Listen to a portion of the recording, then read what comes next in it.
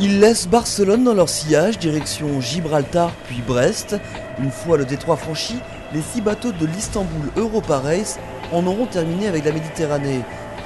Partis d'Istanbul le 29 août en direction de Nice puis de Barcelone, les monocoques auront parcouru quasiment 1900 milles sur la Grande Bleue. Naviguer au pied des minarets, un moment rare pour un plateau très relevé sur la ligne de départ. Des joyaux, Jourdain, même les meilleurs Espagnols sont là, avec Guillermo Tadil, des gens d'expérience comme Tiercelin, Quito de Pavan qui a gagné aussi le Figaro. Et donc il y a énormément d'expérience dans les skippers, mais aussi dans les équipages, avec des gens de la Volvo Race, de l'America's Cup, de toutes les facettes de la voile. Et donc c'est vraiment une course de très haut niveau. Il ne faut pas se leurrer, même les gens qui arriveront aux dernières positions auront fait une très belle course. Le Bosphore dans leur sillage, les 6 équipages ont la chance de croiser dans des zones peu visitées par les coureurs au large de la classe IMOCA. Point d'orgue de ces découvertes pour Michel Desjoyaux sur Foncia, le détroit des Dardanelles. Quel souvenir m'a marqué? Les bagarres sur l'eau, bien sûr. Des belles navigations sous les étoiles avec la pleine lune sur les premières étapes. Les Gymkhana au milieu des îles grecques. Le détroit des Dardanelles, mais malheureusement il faisait nuit, donc on va être obligé d'y revenir pour y passer 2 jours. Le gigantisme et la ferveur de la ville d'Istanbul. Et puis des bons moments passés en équipage sur ces beaux bateaux. J'espère que ceux qui ne sont pas venus vont le regretter.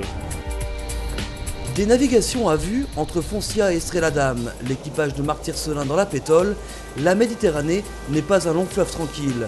Cruel avec des CNS comme avec les autres, entre aléas météo, trafic maritime et paysages très différents, la marée d'Ostrum se montre sous différents visages, peu connus des skippers de course au large. C'est un beau tour de l'Europe, mais je crois qu'il n'y a que des beaux tours de l'Europe. C'est-à-dire qu'à chaque fois c'est pareil, encore une fois on est content de naviguer dans ces coins-là. Les mers sont différentes en température, en couleur, en force de vent. Et on alterne du petit temps, du temps médium, du gros temps. Donc je crois que c'est ça aussi qui fait le succès de ces épreuves. Quant à la course, comme prévu, la bataille fait rage. Toute la flotte se tient en moins de 30 000. Premier de cordée, Roland Jourdain sur Veolia, qui file à plus de 13 nœuds. Orage et rafale de 30 nœuds, la Méditerranée se dévoile sous un autre visage. Derrière vous, vous pouvez peut-être observer les séquelles de la nuit.